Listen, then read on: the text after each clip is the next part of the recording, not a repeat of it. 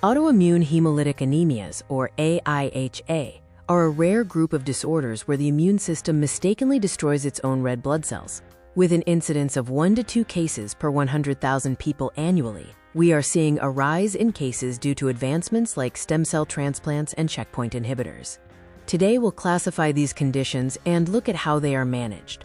Warm AIHA is the most common form, accounting for up to 70% of cases. These IgG antibodies react optimally at body temperature, often targeting the band 3 antigen on the red cell membrane. While type 1 cases exacerbate normal cell clearance, the more severe type 2 cases show no age preference, attacking young and old red cells alike.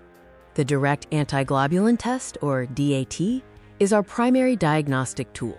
A result positive for IgG typically points toward warm AIHA, while a C3d-only result suggests cold agglutinin syndromes. However, clinical evidence like anemia and high LDH is essential, as 51% of DAT-positive patients do not actually have active hemolysis. Destruction happens in 2 main ways: the bite and the burst. In extravascular hemolysis, IgG antibodies flag cells for the spleen, where macrophages bite them into rigid spherocytes. In intravascular hemolysis, IgM antibodies trigger a robust complement assault, leading to direct cell lysis in the liver or vasculature. Cold syndromes involve IgM antibodies that react at temperatures below 30 degrees Celsius. Cold agglutinin syndrome is often a transient response to infections like mycoplasma. In contrast, cold agglutinin disease is a chronic primary condition driven by B-cell proliferation, often causing physical symptoms like Raynaud phenomenon. Mixed AIHA is a perfect storm where both IgG and IgM attack simultaneously, causing severe hemolysis. We also see paroxysmal cold hemoglobinuria, primarily in children post-virus. This follows a biphasic paradox, where antibodies bind in the cold but only trigger cell destruction once the body warms back up to 37 degrees centigrade. In rare cases, the DAT is negative despite active hemolysis, requiring high-sensitivity supercoumes testing. We must also watch for drug-induced AIHA.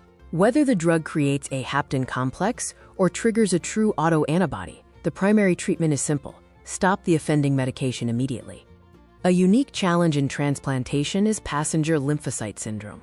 Here, viable B cells from a donor organ begin attacking the recipient's red blood cells. If a transfusion is needed, you must provide donor-type blood, not the recipient's own type, to prevent further hemolysis.